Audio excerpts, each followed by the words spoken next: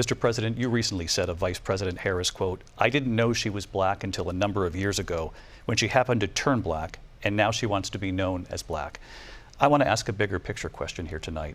Why do you believe it's appropriate to weigh in on the racial identity of your opponent? I don't, and I don't care.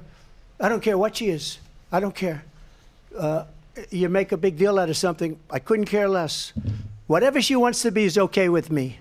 But those were your words, so I'm asking. I don't know. I mean, all I can say is I read where she was not black, that she put out, and I'll say that. And then I read that she was black, and that's okay. Either one was okay with me. That's up to her. That's up to her. Vice President Harris, your thoughts on this?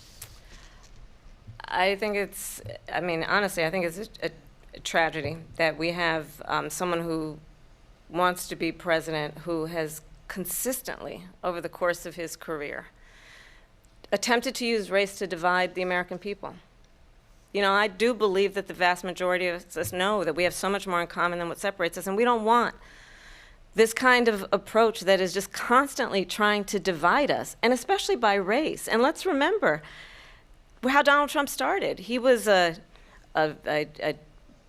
land, he owned buildings, and he was investigated because he refused to rent property to black families.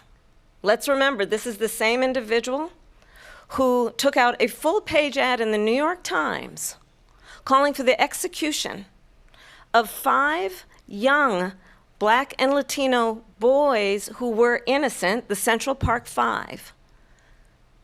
Took out a full-page ad calling for their execution. This is the same individual who spread birther lies about the first black president of the United States. And I think the American people want better than that, want better than this, want someone who understands, as I do, I travel our country. We see in each other a friend. We see in each other a neighbor. We don't want a leader who is constantly trying to have Americans point their fingers at each other. I meet with people all the time who tell me, can we please just have discourse about how we're going to invest in the aspirations and the ambitions and the dreams of the American people?